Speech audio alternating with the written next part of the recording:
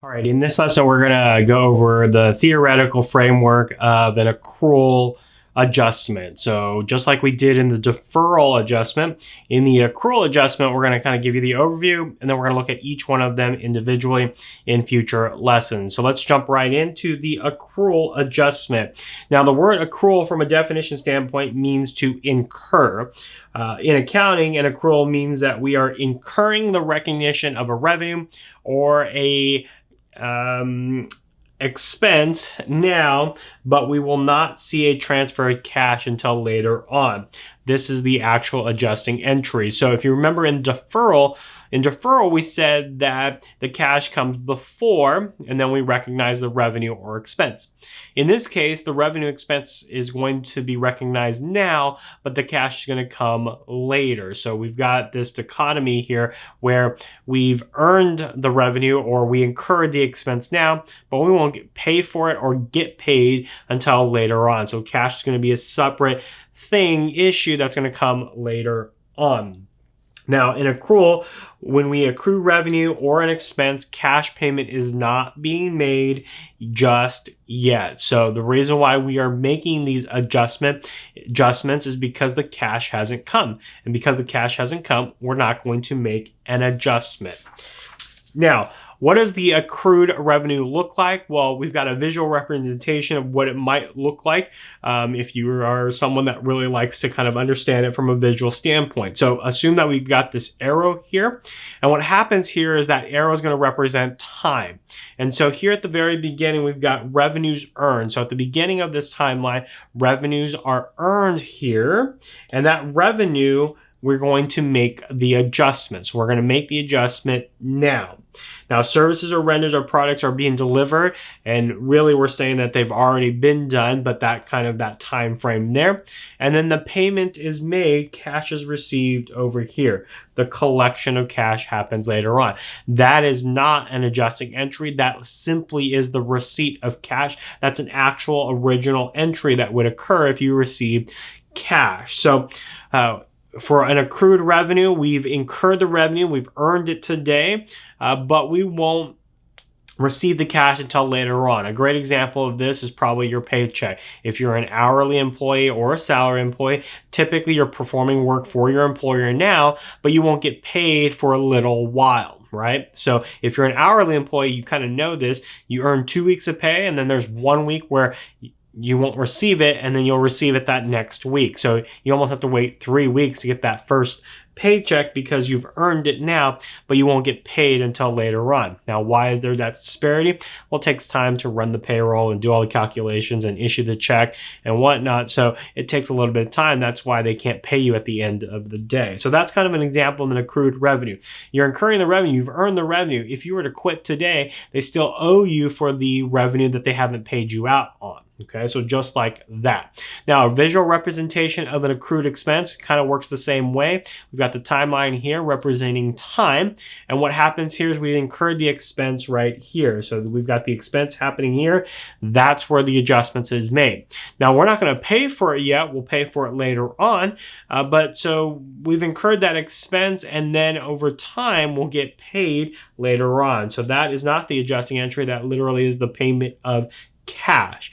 Now, an example of this is utilities. So if you own an apartment or a home, you typically have utilities, right? So you can't necessarily prepay them because you or the electric company doesn't know how much you're going to use. So therefore, they just let you use it, and then at the end of the month, they send you a bill, but you've already incurred that expense. When did you incur it? You incurred it when the lights were on, when you're using the electricity, when you were charging your phone.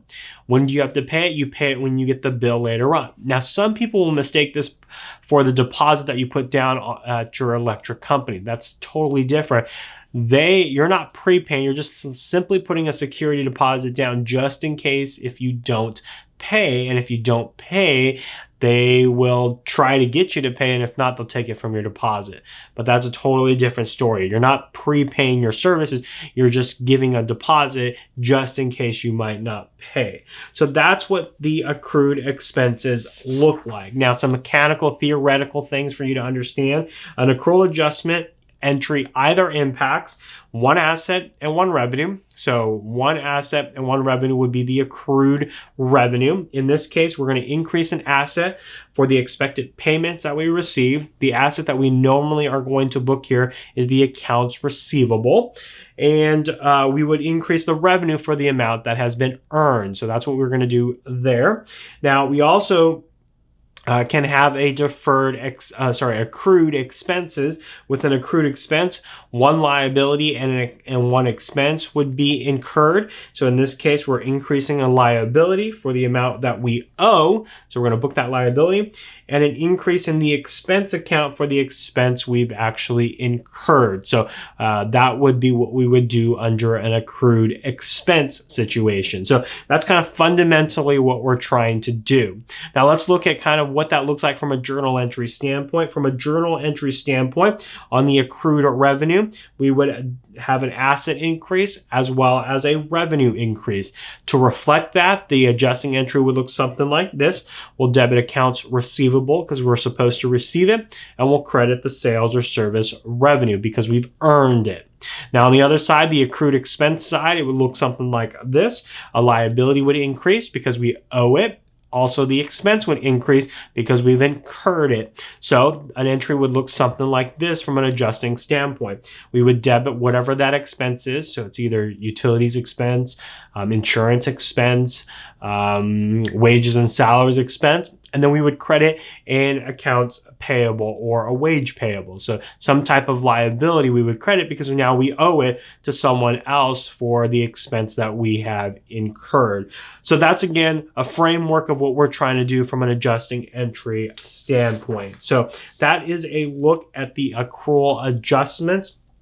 Like I said, this is kind of just that basic overview of the accrual adjustments. In the next video, we're just going to look at one of them. We're going to be looking at the accrued revenue, and then in another video, we'll look at the accrued expense. So we're going to break them apart a little bit. That way you have a better exposure time to those two topics. So hope you enjoyed this lesson, and we'll see you in the next video. Hey guys, it is Patrick. Don't forget to press the like button and share this video with someone who could get a lot of use from watching this lesson, like maybe a classmate or maybe a friend or maybe just a parent, just because you wanted to share this video because you're very excited about what you saw.